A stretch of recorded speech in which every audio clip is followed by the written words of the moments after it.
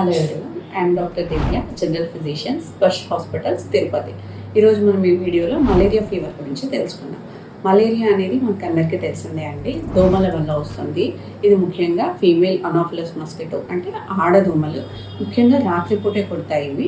Malaria జ్వరం అనేది plasmodium వల్ల వస్తుంది. ఈ ప్లాస్మోడియం అనేది చాలా రకాలు ఉంటాయి. ఫాల్సిపారం, వైవాక్స్, ఓవిల్, మలేరియా, నోలెసే అని. దీంట్లో ఫాల్సిపారం, నోలెసే అనేవి సీరియస్ ఇన్ఫెక్షన్స్ని కాజ్ చేస్తాయి.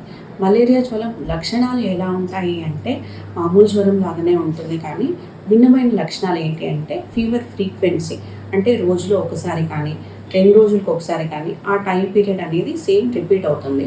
అంతేకాకుండా ఈ స్టేజెస్ ఆఫ్ ఫీవర్ ఎలా ఉంటుంది అంటే ఇనీషియల్గా కోల్డ్ స్టేజ్. ఈ కోల్డ్ స్టేజ్లో విపరీతమైన వణుకు వస్తుంది, పళ్ళు కొరికేంత వణుకు వస్తుంది.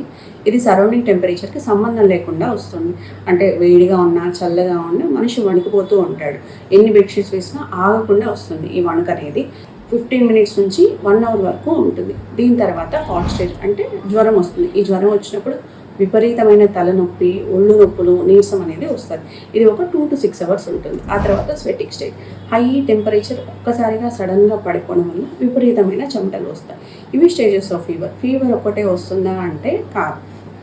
సరైన టైంకి వెళ్ళి నిర్ధారించుకొని ఒకవేళ మలేరియా కనుక అయితే ట్రీట్మెంట్ తీసుకోవాలి. ఒకవేళ తీసుకోలేదు అంటే చాలా కాంప్లికేషన్స్ వస్తాయి. ఈ కాంప్లికేషన్స్ ఎలా ఉంటాయి అంటే విపరీతమైన రక్తహీనత రావచ్చు, రక్తం బయట వేరే వాళ్ళ నుంచి తీసుకొని ఎక్కించుకోవాల్సినంత రావచ్చు, కామెర్లు రావచ్చు.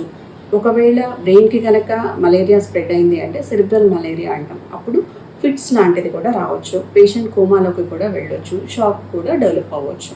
సో మనం జ్వరం వచ్చినప్పుడు, వణుకుతో కూడిన జ్వరం వచ్చినప్పుడు అర్లీగా వెళ్ళి పరీక్షలు చేసుకొని మలేరియా అని ఒకవేళ మలేరియా కనుక అయితే నిర్ధారించుకొని సరైన ట్రీట్మెంట్ తీసుకోవడం వల్ల కాంప్లికేషన్స్ని నివారించవచ్చు.